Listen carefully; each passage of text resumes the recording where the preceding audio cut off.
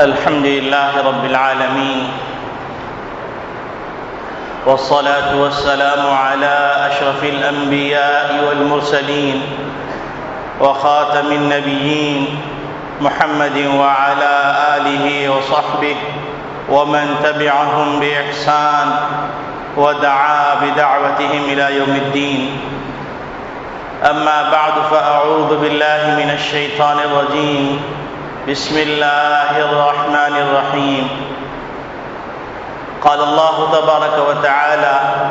لقد كان لكم في رسول الله أسوة حسنة لمن كان يرجو الله واليوم الآخر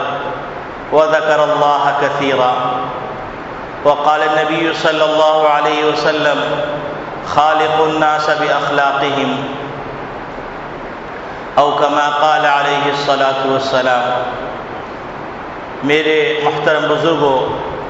عزیز دوستوں، دینی اسلامی بھائیوں،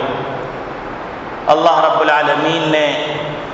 نبی اکرم صلی اللہ علیہ وسلم کو جو دین عطا فرمایا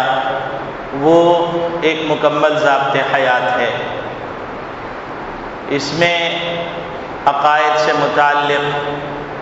عبادات سے متعلق، معاملات سے متعلق، معاشرت اور اخلاق سے متعلق ہدایات ہیں. مسلمانوں نے دین کو سکیڑ کے رکھ دیا اور اس کو محدود کر دیا عبادات تک، اور عبادات میں بھی چند عبادات کو عبادت سمجھا جانے لگا، باقی عبادات کو عبادت بھی نہیں سمجھا جانے لگا. اور صرف اسی پر اکتفا نہیں کیا گیا بلکہ بعض گناہوں کو گناہ سمجھنا بھی چھوڑ دیا گیا، اور یہ احساس بھی نہیں ہوتا کہ یہ عمل گناہ ہے، یہ عمل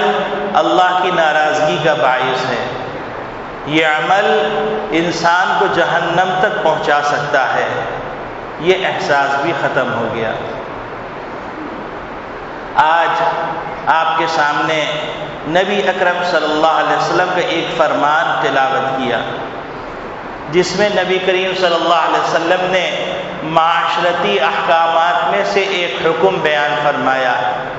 نبی کریم صلی اللہ علیہ وسلم ارشاد فرماتے ہیں: خالق الناس باخلاقہم. لوگوں کے ساتھ تمہارے اخلاق، تمہارا برتاؤ، تمہاری معاشرت ان کے مزاج اور مذاق کے مطابق ہو.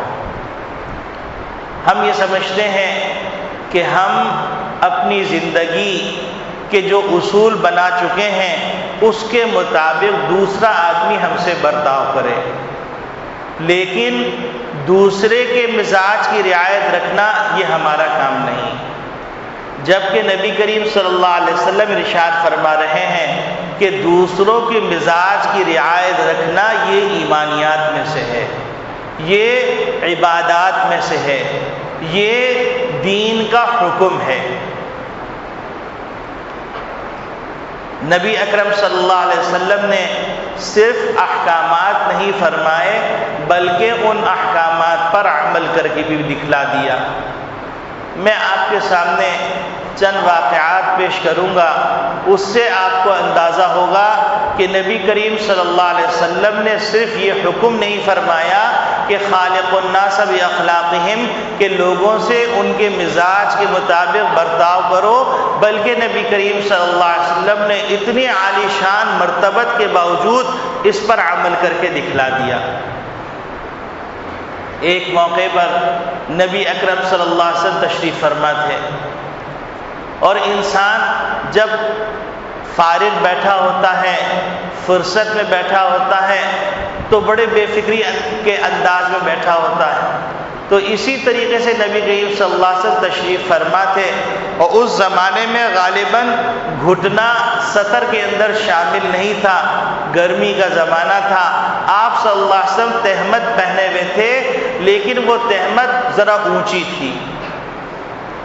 کہ اس اثنا میں دروازے پہ دستک ہوئی. دریافت کیا تو معلوم ہوا کہ حضرت ابو بکر صدیق رضی اللہ تعالیٰ عنہ تشریف لائے ہیں. آپ صلی اللہ علیہ وسلم نے ان کو آنے دیا. پھر تھوڑی دیر بعد دستک ہوئی تو معلوم ہوا حضرت عمر خطاب رضی اللہ تعالیٰ عنہ تشریف لائے ہیں۔ آپ صلی اللہ علیہ وسلم ویسے ہی تشریف فرما رہے ہیں، ان کو بھی اجازت مرحمت فرما دی۔ پھر تھوڑی دیر بعد دستک ہوئی تو معلوم ہوا حضرت عثمان غنی رضی اللہ تعالیٰ عنہ تشریف لا رہے ہیں۔ تو نبی کریم صلی اللہ علیہ وسلم پہلے اپنی تہمت کو صحیح کیا، پورا مکمل طور پہ ڈھانپا، اس کے بعد ان کو آنے کی اجازت مرحمت فرمائی۔ تو ایک صاحب یہ منظر دیکھ رہے تھے تو انہوں نے دریافت کیا کہ پہلے دو حضرات کے لیے تو آپ نے یہ اہتمام نہیں فرمایا،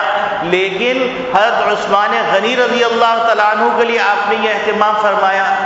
تو نبی کریم صلی اللہ علیہ وسلم نے فرمایا کہ عثمان کا مزاج حیا پر ہے، وہ کامل الحیاء والایمان ہے، فرشتے بھی ان سے حیا کرتے ہیں، تو ان کے مزاج کی رعایت رکھتے ہوئے ہم نے پوری تہمت کو لپیٹ لیا۔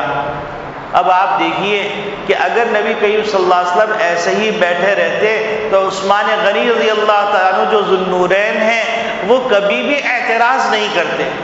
لیکن آپ صلی اللہ علیہ وسلم کے پیغمبر ہونے کے باوجود، قائد وقت ہونے کے باوجود، رہنما ہونے کے باوجود، مربی ہونے کے باوجود، استاد ہونے کے باوجود، شیخ ہونے کے باوجود، انہوں نے اپنے مرید، اپنے نائب، اپنے شاگرد کی رعایت رکھی۔ یہ اس بات کی دلیل ہے کہ مسلمان کی زندگی صرف اس پر نہیں استوار ہوتی کہ مسلمان ایک اصول زندگی کا بنا لے اور اس کے مطابق سب کو چلائے، بلکہ اگر اپنی زندگی کے کچھ اصول ہیں تو دوسروں کی زندگی کے اصول جو ہیں اس کو تو پامال نہ کیا جائے، اس کو تو توڑا نہ جائے۔ اب اگر اسی اصول کو سامنے رکھا جائے تو میاں بیوی کے اختلافات کا بہت بڑا دروازہ بند ہو جاتا ہے۔ ہمارے استاد ایک دن سنانے لگے کہ ایک صاحب آئے، آ کے کہنے لگے میری بیوی میرے خلاف ہی چلتی ہے۔ تو پوچھا کہ بھائی کیا خلاف چلتی ہے؟ کہنے لگے جب کھانا لگاتی ہے تو میں گلاس ادھر رکھ دیتا ہوں، وہ اٹھا کے ادھر رکھ دیتی ہے، اور اس بات پر ہماری تو تکار ہو جاتی ہے۔ تو ہمارے استاد محترم نے فرمایا کہ بھائی تم یہ سوچو کہ دھوپ میں، گرمی میں، چولہے میں بیٹھ کر تمہارے لیے کھانا تیار کرتی ہے، اگر تم اس کے لحاظ کر کے اس کے مطابق جو اس نے ڈیکوریشن کیا اس کا خیال کر لو تو کیا جائے گا؟ اگر ہم زندگی کے اندر دیکھیں تو بہت سارے مسائل جو ہماری ازدواجی زندگی میں رونما ہوتے ہیں، ہماری معاشرتی زندگی میں رونما ہوتے ہیں، تو اس کا علاج اس فرمان کے اندر موجود ہے۔ خالق الناس باخلاقہم، لوگوں کے مزاج کی رعایت رکھنا یہ ایمانیات کا حصہ ہے، یہ معاشرت کا حصہ ہے۔ اب آپ دیکھیے حضرت عمر خطاب رضی اللہ تعالیٰ عنہ کے جو مزاج تھا اس مزاج کے اندر غیرت بہت زیادہ تھی، اور غیرت کے معاملات کے اندر ان سے برداشت نہیں ہوتا تھا، اور وہ حق کہہ دیتے تھے۔ ایک موقع پر نبی اکرم صلی اللہ علیہ وسلم نے ارشاد فرمایا، یہ معراج کا واقعہ ہے کہ آپ صلی اللہ علیہ وسلم نے ایک محل دیکھا، تو فرماتے ہیں کہ میں نے محل دیکھا بڑا حسین جمیل تھا، اور میں نے دریافت کیا کہ یہ محل کس کا ہے،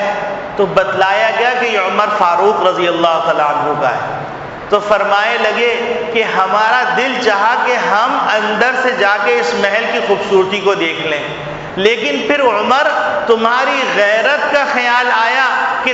تمہارے گھر کو تمہارے دیکھنے سے پہلے کوئی اور دیکھ لے، تو ہم نے اس کی رعایت رکھی، ہم نے دیکھا نہیں۔ تو حضرت عمر فاروق رضی اللہ تعالیٰ رونے لگے اور فرمانے لگے اغار علیک یا رسول اللہ، اے اللہ کے رسول کیا میں آپ کے معاملے میں غیرت کھاؤں گا؟ لیکن آپ دیکھیے نبی کریم صلی اللہ علیہ وسلم نے ایسے موقع پر جہاں پر جبریل امین ہے، آپ صلی اللہ علیہ وسلم ہے، اور وہ محل ہے، اور اگر نہ بتائے تو کسی کو پتہ بھی نہیں چل سکتا، لیکن آپ صلی اللہ علیہ وسلم نے اپنے صحابی، اپنے خلیفہ کی رعایت رکھی۔ اب کہنے کو یہ چھوٹی سی تعلیم ہے، چھوٹی سی بات ہے، لیکن اس چھوٹی سی بات کے اندر ساری خیریں چھپی ہوئی۔ دوستوں میں جو لڑائی ہو رہی ہے، محلے والوں میں جو لڑائیاں ہو رہی ہیں، انسانوں میں جو آپس میں لڑائیاں ہو رہی ہیں، اس کی وجہ کیا ہے؟ وجہ یہ ہے کہ میں چاہتا ہوں کہ سب میرے مزاج کے مطابق چلیں، اور اب ہر آدمی شتر بے مہار ہونے کی وجہ سے چاہتا ہے ہر شخص میرے مزاج کے مطابق چلے۔ اب آپ بتلائیے کہ ایک وقت کے اندر ایک گلاس بھر بھی جائے اور خالی بھی ہو جائے، یہ ممکن ہے؟ نہیں۔ ایک آدمی چاہ رہا ہے گلاس خالی ہو، ایک آدمی چاہ رہا ہے گلاس بھرا ہوا ہو، ممکن ہی نہیں۔ لیکن اگر مزاج کی رعایت کرنا ہوا تو یہ بھی ہو سکتا ہے کہ بھائی آپ چاہ رہے ہیں گلاس بھرا ہو، چلیے آدھا گلاس بھر دیتے ہیں، اور ہم چاہ رہے ہیں کہ خالی ہو تو آدھا گلاس خالی چھوڑ دیتے ہیں۔ اور یہ بھی ہو سکتا ہے کہ ایک وقت میں آپ کی رعایت رکھ کے گلاس بھر دیا جائے اور میری رعایت رکھتے ہوئے خالی کر دیا جائے دوسرے وقت کے اندر۔ تو آپس کے اختلافات جو گھریلو زندگی کے اندر ہے، حتیٰ کہ آج کل تو باپ بیٹے اور بیٹی باپ کے اندر بھی اختلافات پائے جاتے ہیں، اور سمجھا یہ جاتا ہے کسی نے جادو کر دیا، سمجھا یہ جاتا ہے کسی نے کچھ کر دیا،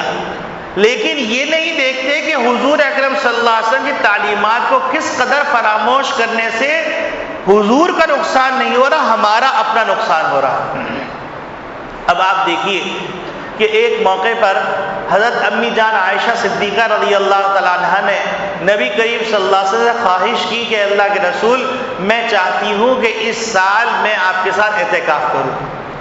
اور امی جان عائشہ صدیقہ رضی اللہ تعالیٰ کا حجرہ ایسا تھا کہ اس کا دروازہ مسجد نبوی میں کھلتا تھا، اور اگر اعتکاف بنا دیا جاتا تو امی جان عائشہ صدیقہ رضی اللہ تعالیٰ دروازے سے قریب بھی رہتی اور بے پردگی بھی نہیں ہوتی، اور ضرورت کے وقت وہ کمرے کے اندر بھی جا سکتی ہیں۔ تو آپ صلی اللہ علیہ وسلم نے ان کی خواہش پر ان کو اجازت مرحمت فرما دی، اور پھر آپ صلی اللہ علیہ وسلم عشرے رمضان جو آخری عشرہ ہوتا ہے اس میں اعتکاف کیا جاتا ہے، آپ صلی اللہ علیہ وسلم کسی کام سے تشریف لے گئے، واپس تشریف لائے تو کیا دیکھتے ہیں کہ بہت سارے اعتکاف کی چادریں لگی ہوئی ہیں۔ آپ صلی اللہ علیہ وسلم نے فرمایا کہ یہ اعتکاف کس کس کے ہیں؟ تو بتلایا گیا ساری ازواج مطہرات نے یہ ارادہ کیا ہے کہ ہم سب آپ کے ساتھ اعتکاف کریں گی۔ آپ صلی اللہ علیہ وسلم فرمایا البر یریدنا، کیا یہ عورتیں نیکی حاصل کرنا چاہتی ہیں؟ یعنی اشارہ اس بات کی طرف تھا کہ عائشہ صدیقہ رضی اللہ تعالیٰ عنہ کا حجرہ مسجد نبوی سے متصل ہے تو ان کے اعتکاف کرنے میں کوئی حرج نہیں ہے، لیکن باقی جو اعتکاف کریں گے تو اس میں بہت سارے مسائل رونما ہوں گے، پردے کے، تقاضے شرعیہ اور بشریہ کے، تو اس لیے ایسا کرنا نہیں چاہیے۔ اب آپ صلی اللہ علیہ وسلم کو دیکھیے، زوج مطہرہ ہے، اور آپ یہ دیکھیے فرمائے لگے کہ اعتکاف یہ ختم کر دیے جائیں۔ پھر خیال آیا کہ ہم نے عائشہ صدیقہ رضی اللہ تعالیٰ عنہ کو اجازت دے دی تھی اور ان کی دل آزاری ہوگی، تو فرمایا کہ اس سال ہم اعتکاف کریں گے ہی۔ اب آپ دیکھیے کہ ایک طرف انہوں نے ازواج مطہرات کو منع کیا، دوسری طرف امی جان عائشہ صدیقہ رضی اللہ تعالیٰ عنہ کو منع کیا، اور ان کے مزاج کی رعایت رکھتے ہوئے خود بھی اعتکاف نہیں کیا۔ اب کہنے کو یہ بہت بڑی بات ہے، اور نہ سوچا جائے تو معمولی سی بات ہے، لیکن آپ دیکھیے کہ آپ صلی اللہ علیہ وسلم کس قدر رعایت فرما رہے ہیں۔ ایک موقع پر حضرت عائشہ صدیقہ رضی اللہ تعالیٰ عنہ فرماتی ہیں کہ عید کے موقع پہ جس طرح تہوار میں لوگ اپنے اپنے ہنر دکھاتے ہیں، تو کچھ غلام آئے ہوئے تھے، وہ غلام تیر اندازی، گھڑ سواری، نیزہ بازی کا مظاہرہ کر رہے تھے۔ تو حضرت نبی کریم صلی اللہ علیہ وسلم سے امی جان عائشہ صدیقہ رضی اللہ تعالیٰ عنہ نے خواہش ظاہر کی کہ یہ منظر میں دیکھنا چاہتی ہوں۔ تو روایات میں آتا ہے کہ آپ صلی اللہ علیہ وسلم نے اپنا دست مبارک اس طرح کر لیا کہ جیسے یہ کھانا بن گیا، بے پردگی بھی نہیں ہوئی۔ امی جان عائشہ صدیقہ رضی اللہ تعالیٰ عنہ آپ صلی اللہ علیہ وسلم کے پیچھے کھڑی رہیں اور اس جھروکے سے دیکھتی رہیں۔ فرماتی ہیں کہ تم اندازہ لگا لو ایک نوجوان لڑکی ہو، اس کو کھیل کا کتنا شوق ہوتا ہے، تو میں کتنی دیر کھڑی رہی۔ آپ صلی اللہ علیہ وسلم نے یہ اس وقت تک نہیں فرمایا کہ جب تک میں خود ہٹ نہیں گئی کہ عائشہ اب بس کرو۔ اگر اب ہمارے ہاں دینداری آ جائے تو دینداری کا مطلب یہ کہ اگر آنکھ اٹھا کے دیکھ لی تو سوئی گھونپ دی جائے، آنکھیں پھوڑ دی جائیں، اتنی سخت بے پردگی ہو گئی۔ لیکن امی جان عائشہ صدیقہ رضی اللہ تعالیٰ عنہا کو وہ منظر دکھایا جا رہا ہے جس سے ان کی دل آزاری، ان کے دلداری ہو، ان کے مزاج کی رعایت رکھی جا رہی ہے۔ تو نبی کریم صلی اللہ علیہ وسلم کا یہ جو فرمان ہے خالق الناس باخلاقہم، لوگوں کے ساتھ برتاؤ ان کے مزاج کی رعایت رکھ کے کرو، اگر ہم نے اس چیز کو اپنا لیا تو ہماری زندگی کے اندر بہت سی خیریں داخل ہو جائیں گی۔ یہی وجہ ہے کہ نبی کریم صلی اللہ علیہ وسلم ارشاد فرماتے ہیں ان تلقى اخاك بوجه طلق، کہ جب سوال کیا گیا کہ سب سے اچھا عمل کون سا ہے تو نبی کریم صلی اللہ علیہ وسلم نے فرمایا تم اپنے بھائی سے روشن چہرہ ملو، خندہ پیشانی سے ملاقات کرو، مسکرا کے ملاقات کرو۔ اب اگر ہمارا حال کیا ہے، ہم ملیں گے تو ایسے جیسے کہ بیزاری کی انتہا ہے اگر ہمارا مطلب نہ ہو، اور اگر ہمارا مطلب ہو تو ہم اتنے خاکساری سے ملیں گے کہ ہم سے زیادہ خلیق، ہم سے زیادہ بااخلاق کوئی نہیں۔ یہ جو معیارات میں تغیر آ گیا یہ بہت خطرناک ہے۔ اسی طریقے سے نبی اکرم صلی اللہ علیہ وسلم نے فرمایا احب الاعمال الی اللہ سرور یدخلہ علی مسلم، کہ اللہ کے نزدیک پسندیدہ عمل، انتہائی پسندیدہ عمل یہ ہے کہ کسی مسلمان کے لیے خوشی کا سامان کر دو۔ اب بیوی جو ہے کیا وہ مسلمان نہیں؟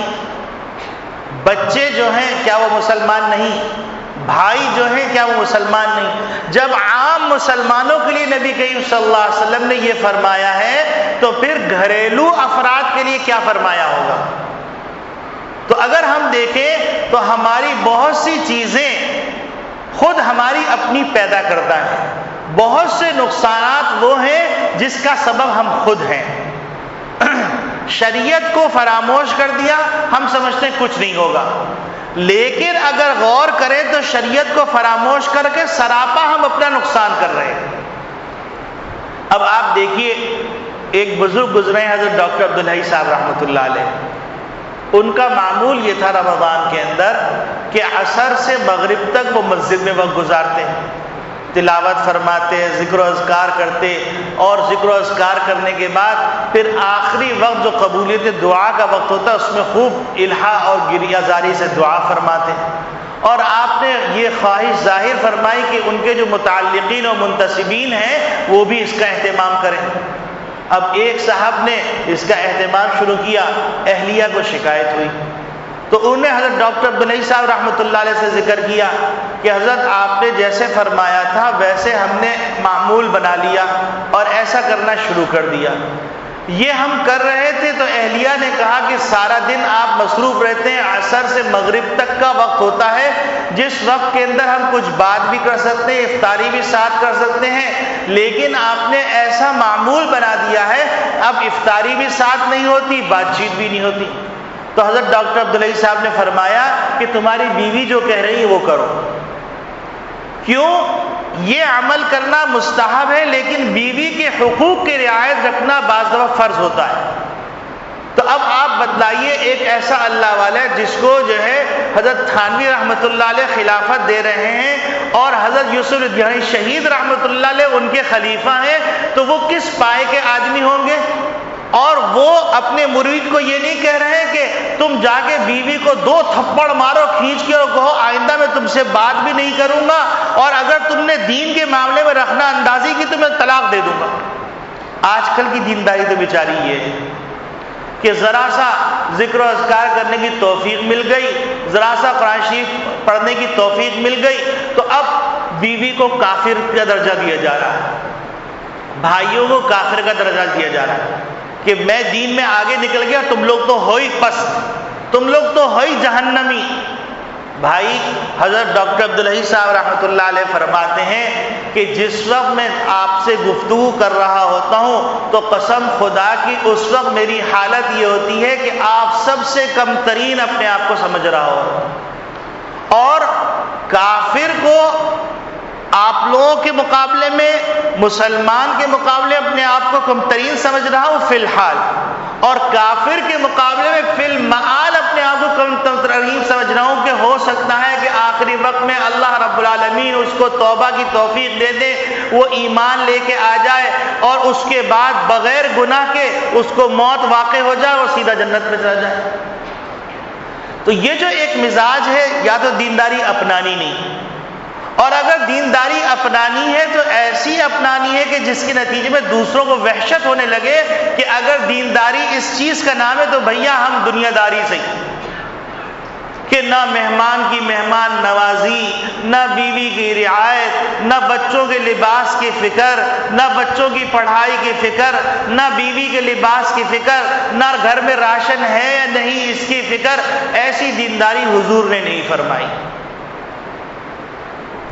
نبی اکرم صلی اللہ علیہ وسلم ارشاد فرما رہے ہیں کہ خالق الناس باخلاقہم، لوگوں کے ساتھ برتاؤ کرو ان کے اخلاق کے مطابق، ان کی مزاج کے مطابق۔ تو میرے عزیز دوستو بھائیو، آج کا پیغام یہ ہے، اور آج چونکہ 15ویں شب بھی ہوگی تو اس 15ویں شب کو ہم اپنے وقت کو قیمتی بنا لیں۔ جس طرح پچھلے جمعے کو عرض کیا گیا کہ ایک دفعہ سورہ یاسین تلاوت کی جائے گی، دعائے نصف شعبان، یہ انفرادی طور پر اعمال ہیں، اور انفرادی اعمال کے موزون ترین جگہ گھر ہے، لیکن اگر گھر میں ایسا نہیں ہوتا تو ٹھیک ہے، پھر مسجد میں آپ آ جائیے، سورہ یاسین کی تلاوت کیجیے۔ اوابین کی نماز پڑھتے ہی ہیں، 6 رکعت اوابین کی ہیں، 2 رکعت آپ نے اوابین کی پڑھی، یہ اس کا تعلق، اس نفل 2 رکعت نفل کا تعلق ان دعاؤں سے نہیں ہے۔ اوابین تو سارا سال پڑھنی، لیکن اس کو ٹوٹکے کے طور پر استعمال کیا جاتا ہے کہ آدمی جب اوابین پڑھے گا تو ظاہر سی بات مسجد میں رکے گا، مسجد میں رکے گا تو اوابین کے بعد اس کو سورہ یاسین پڑھنا آسان ہو جائے گا۔ تو 2 رکعت اوابین کی نماز پڑھی، اوابین کی نماز پڑھنے کے بعد آپ نے سورہ یاسین کی تلاوت کی، دعائے نصف شعبان پڑھی، اور یہ جو سورہ یاسین پڑھی اور دعا مانگی، اس دعا کے اندر آپ یہ مانگے درازی عمر، کہ اللہ رب العالمین ہم کو ایک بہترین عمر عطا فرمائے تاکہ ہم زیادہ سے زیادہ نیکیاں کر سکیں، کیونکہ انسان جب مر گیا تو اس کا اعمال نامہ بند ہو گیا۔ جب تک انسان زندہ ہے، جہاں پر اس بات کے امکانات موجود ہے کہ گناہ کرے گا، تو وہاں پر مسلمان ہونے کے ناطے پر اس بات کے امکانات بھی ہے کہ کوئی ایسی نیکی کر لے کہ وہ اس کی ساری زندگی کو اچھا کر دے۔ تو لہذا حالات سے متاثر ہو کر آدمی کہ میں مر جاؤں، یہ ہو جائے، یہ گناہ ہے، حرام ہے۔ یہ اللہ سے خیر مانگیے، دعا کیجئے کہ اللہ رب العالمین درازی عمر عطا فرمائے، رمضان مبارک کی مبارک ساعتیں عطا فرمائے، اللہ رب العالمین ہم کو زندگی میں بار بار رمضان مبارک کرنے کی توفیق عطا فرمائے، بارہا توفیق عطا فرمائے۔ پھر اس کے بعد 2 رکعت آپ نے پڑھی، سورہ یاسین کی تلاوت کی، پھر دعائے نصف شعبان پڑھی، اور اس کے اندر آپ نے وسعت رزق کی دعا کر لی کہ اے اللہ رزق کے دروازے آپ ہی کی طرف سے کھلتے ہیں، اور سارا سال رزق کے لیے فیصلے بھی آپ آج حوالے کرنے والے ہیں، تو میرے لیے وسعت رزق کی کشادگی رزق کا فیصلہ فرما دیجیے۔ اللہ سے رونا نہیں آتا، حضور صلی اللہ علیہ وسلم فرمایا فَإِن لَّمْ تَبْكُوا تَبَاكُوا، رونا نہیں آتا، رونے کی شکل بنا لو۔ اگر سیکھنا تو کسی بچے سے سیکھ لو کہ اپنی امی سے مطالبہ کرے گا، امی نہیں دیں گی تو رونے کی شکل بنائے گا، ایسے بہانے کرے گا، خامخواہ دینا پڑے گا۔ تو نبی کریم صلی اللہ علیہ وسلم اللہ رب العالمین کی رحمت کو حاصل کرنے کا طریقہ جو جانتے ہیں وہ کوئی نہیں جانتا۔ تو نبی کریم صلی اللہ علیہ وسلم فرما رہے فَإِن لَّمْ تَبْكُوا تَبَاكُوا، اگر رونے کی شکل نہیں بنا رونا نہیں آتا تو رونے کی شکل بنا لو، اللہ اس پہ بھی نواز دیں گے۔ تو 1-2 رکعت اور یہ دعا اس کے لیے ہو جائے۔ پھر اس کے بعد آپ 2 رکعت اوابین کی پڑھی، آپ نے 2 رکعت اوابین کی پڑھنے کے بعد سورہ یاسین کی تلاوت کی، سورہ یاسین کی تلاوت کرنے کے بعد دعائے نصف شعبان پڑھی، اور اس میں آپ نے دفع بلیات کہ ناگہانی آفات، ناگہانی حادثات، ناگہانی اموات سے اللہ محفوظ فرمائے۔ تو یہ وہ چیزیں ہیں جو ضرور بالضرور انسان کو چاہیے۔ تو یہ عبادت ہے، اور عبادت کے حوالے سے سمجھ لیجئے کہ 15 شعبان مغرب کی نماز کے بعد سے شروع ہو گئی، نصف شعبان شروع ہو گئی، مغرب کی نماز پڑھی یہ بھی عبادت، سنتیں پڑھی یہ بھی عبادت، نوافل پڑھی یہ بھی عبادت، قرآن کی تلاوت کی یہ بھی عبادت، گھر میں جا کر کوئی اچھا معاملہ کر دیا، کوئی اچھی چیز بچوں کو لا کے دے دی یہ بھی عبادت، اپنی بیوی سے خوش اخلاقی سے مل لی ہے یہ بھی عبادت، پھر اس کے بعد عشاء کی نماز جماع کے ساتھ پڑھی، نوافل پڑھے، سنتیں پڑھی، وتر پڑھی، قرآن شریف کی تلاوت کی، گویا کہ آپ نے رات کا ایک حصہ عبادت میں گزار لیا۔ اب اگر آپ کو مزید طاقت نہیں ہو رہی، آپ کو سستی ہو رہی ہے، تو آپ سو جائیے اس نیت سے کہ فجر میں اٹھ کے نماز جماعت کے ساتھ پڑھیں گے۔ اور ایک آدمی وہ ہے زبردستی جاگ رہا ہے اور زبردستی جاگ کر وہ میلے ٹھیلوں میں جا رہا ہے، لنگر کھا رہا ہے اور قوالی کا لطف لے رہا ہے، قبرستان میں جو کھیل تماشے ہو رہے ہیں اس کو دیکھنے جا رہا ہے، دوستوں میں بیٹھا غیبت کر رہا، پوری رات جاگتا رہا، اور جب لوگ گھر کو گئے اس نیت سے کہ سحری کریں گے وہ جا کے سو گیا اور فجر کی نماز چھوڑ دی، تو اللہ کے نزدیک اس کا جاگنا کوئی معتبر نہیں۔ جاگنے کا مطلب یہ نہیں ہوتا کہ انسان جاگتا رہے، پٹر پٹر پٹر الو کی طرح جاگتا رہے۔ جاگنے کا مطلب یہ ہوتا ہے کہ انسان اس رات کو بیدار کر دے اللہ کے ذکر سے، اللہ کی یاد سے، اللہ رب العالمین کے رضامندی کے اعمال سے۔ اب آپ دیکھیے ایک چھوٹا سا عمل ہے، حدیث شریف میں آتا ہے جس نے یوں پڑھا لا الہ الا اللہ وحدہ لا شریک لہ احدا صمدا لم یلد ولم یولد ولم یکن لہ کفوا احد۔ قل هو اللہ احد کے اندر یہ آیات ہیں، لا الہ الا اللہ کس کو نہیں آتا، احدا صمدا یہ دو اضافے، اب یہ پڑھ لیا تو روایات میں آتا ہے کہ جس نے ایک دفعہ پڑھا اس کو 20 لاکھ نیکیاں ملتی ہیں۔ اب آپ سوچئے کہ روزانہ آپ 5 کروڑ نیکیاں حاصل کر سکتے ہیں کہ 5 دفعہ آپ پڑھ لیجئے 1 کروڑ نیکی حاصل کر سکتے ہیں۔ وقت کتنا لگتا ہے؟ لا الہ الا اللہ وحدہ لا شریک لہ احدا صمدا لم یلد ولم یولد ولم یکن لہ کفوا احد، 1 سیکنڈ بھی نہیں لگا، اور آپ نے جو ہے یہ پڑھا، آپ کے اعمال نامے میں 20 لاکھ نیکی لکھ لی گئی۔ 5 دفعہ پڑھا 1 کروڑ نیکی۔ 1 کروڑ کہنا آسان ہے، کرنا مشکل ہے، لیکن اللہ رب العالمین اس سے عطا فرما دیں گے۔ پورے قرآن شریف کا ثواب کمانا ہے تو ایک تو ہے، دیکھیے لفظ پاس ہو گیا تو پاس ہو گیا، 40 نمبر لے کے بھی پاس ہو گیا، 50 نمبر لے کے بھی پاس ہو گیا، 100 نمبر لے کے پاس ہو گیا۔ کیٹیگری ہوتی ہے۔ شہید، ایک شہید وہ ہے جو کہ میدان کارزار میں شہید ہوتا ہے، وہ شہید ہے، اس کا مقام بہت اعلیٰ ہے۔ ایک شہید وہ ہے جو کسی بیماری کی وجہ سے پیٹ کی بیماری میں انتقال کر گیا، وہ بھی شہید ہے۔ تو اسی طریقے سے نیکیوں کے اندر اگر کسی نیکی کا ذکر کیا جاتا ہے تو اس کا یہ مطلب نہیں ہوتا کہ وہ اور یہ نیکی میں برابر ہو گئے۔ تو اب اگر ایک آدمی پورے قرآن شریف کی تلاوت کرتا ہے تو اس کو ثواب ملے گا، وہ بہت بلند ہے، لیکن اگر کسی نے 3 دفعہ قل هو اللہ پڑھ لیا اس کو پورے قرآن شریف سب پڑھنے کا ثواب ملے گا۔ اب آپ دیکھیے کتنے بڑے اجر ہے۔ ایک آدمی سورہ ملک کی تلاوت کر رہا ہے تو اللہ رب العالمین اس کو عذاب قبر سے محفوظ فرما رہے ہیں، وہ مونس بن کے سامنے آ رہا ہے۔ سورہ ملک پڑھنے میں کتنی دیر لگتی ہے؟ اگر ہم اہتمام کریں تو ہر مسلمان سورہ ملک یاد کر سکتا ہے، کیونکہ انسان دیکھیے اب اس وقت جو لوگ موجود ہیں اکثر میچور ہیں۔ بچپن کے اندر جو آدمی غلطیاں کرتا ہے جب تھوڑا میچور ہو جاتا تو کہتا ہے میں بیوقوفی کر رہا تھا، تو اب وہ ہر لمحہ ایسے پلان کرتا ہے کہ وہ اپنے ٹارگٹ کی طرف بڑھ رہا ہوتا ہے کہ مجھے گھر بنانا ہے تو اس کے ٹارگٹ کی طرف بڑھ رہا ہے، مجھے شادی کرنی ہے تو اس کے ٹارگٹ کی طرف بڑھ رہا ہے، مجھے کوئی اچھا عہدہ حاصل کرنا ہے تو اس ٹارگٹ کی طرف بڑھ رہا ہے۔ تو اسی طریقے سے کتنا عرصہ قبر کے اندر رہنا ہے، تو قبر کے اندر رہنا بھی ایک ٹارگٹ ہے، اس سے ہر ایک کو گزرنا ہے۔ تو اس ٹارگٹ کو حاصل کرنے کے لیے اگر ہم نے سورہ ملک روزانہ 1 آیت یاد کر کے چلے تو سورہ ملک کی یاد ہو گئی۔ سورہ ملک یاد ہو گئی تو روزانہ چلتے ہوئے کھانا کھانے کے بعد چہل قدمی کرتے ہوئے پڑھیے، آپ کو سورہ ملک بھی مکمل کرنے کی توفیق مل گئی، آپ کی قبر بھی محفوظ ہو گئی۔ آپ جس طرح میں اور آپ اپنے گھر کے سکون کا انتظام کرتے ہیں، گھر کے راحت کا انتظام کرتے ہیں، تو ہمارا اور آپ کا ایک گھر زمین کے اندر بھی ہے، اس کو پرسکون بنانے کے لیے، اس کے اندر جنت کی خوشبو لانے کے لیے، اس کے اندر جنت کے مناظر لانے کے لیے، اس کے اندر اپنا مونس شریک کرنے کے لیے وہ سورہ ملک ہے۔ سورہ ملک کی تلاوت کیجیے۔ رات میں سونے سے پہلے سورۃ ملک کی تلاوت کر لیجئے، عذاب قبر سے محفوظ ہو گئے۔ تو میرے عزیز دوستو بھائیوں، حشر کے میدان کے اندر جب آدمی چل رہا ہوتا ہے تو اس کے ایک طرف لا الہ الا اللہ، ایک طرف سبحان اللہ، ایک طرف الحمدللہ، اور ایک طرف جو ہے لا حول ولا قوت الا باللہ۔ اس پورے پروٹوکول کے اندر اس کو حشر کے میدان میں لایا جائے گا، اس پورے پروٹوکول کے اندر اس کو پل صراط سے پار کروایا جائے گا۔ یہ بھی ہمارا نیڈز ہے، ہماری ضرورت ہے، یہ ہماری عیاشی نہیں ہے،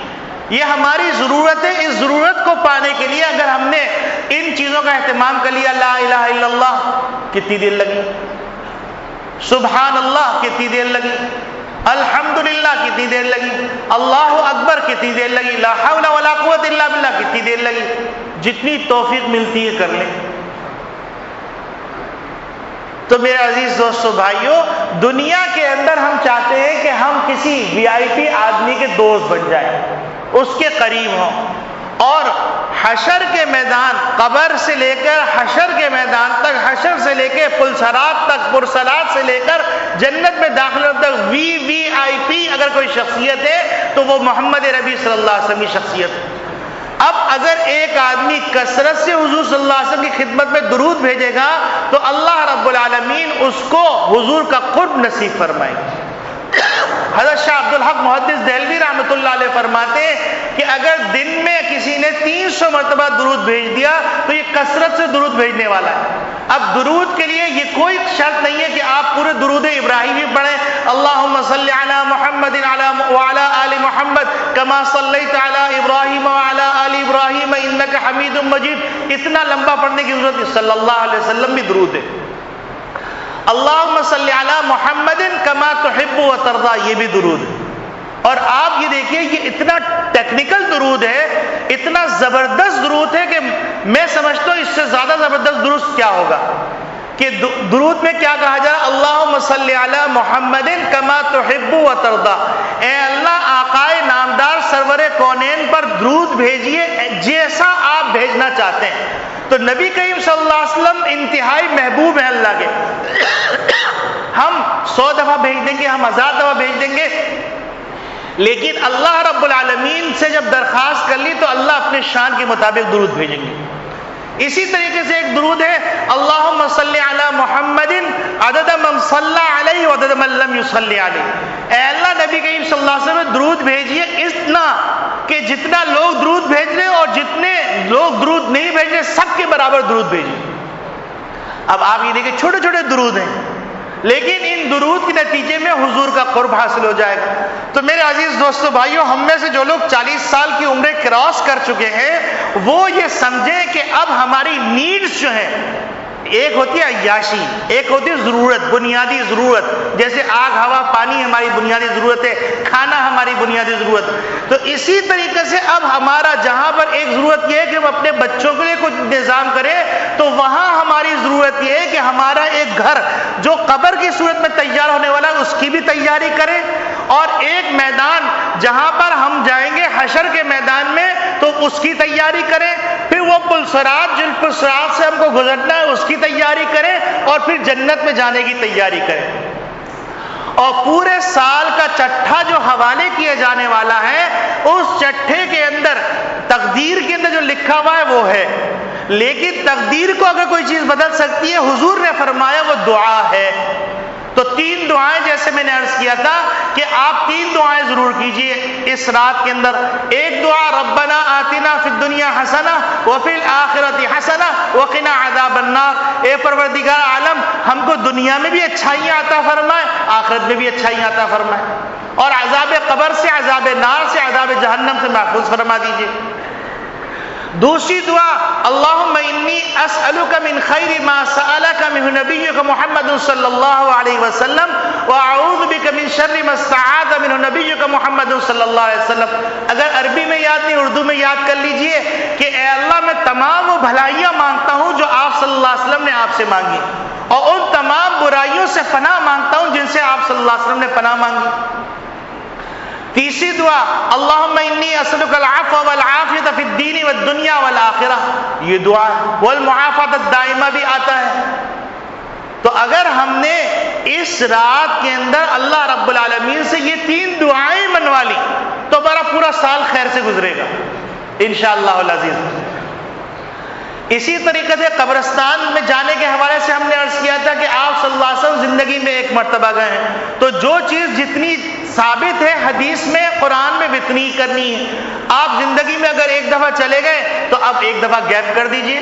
ایک دفعہ چلے جائیے، اور وہاں جانے سے مقصود کیا ہے؟ فَإِنَّهَا تُذَكِّرُ الْآخِرَةَ، آخرت کی یاد، کہ جب وہاں سے واپس آئیں تو یہ خیال سامنے ہو کہ مجھے بھی اس گڑھے میں جانا ہے، اس گھڑے کے لیے میاں کیا تیاری کی، کتنا بینک بیلنس تیار کیا، کتنے اچھے بیڈ روم کا انتظام کیا ہے۔ اب ہماری جو نیکیاں ہوں گی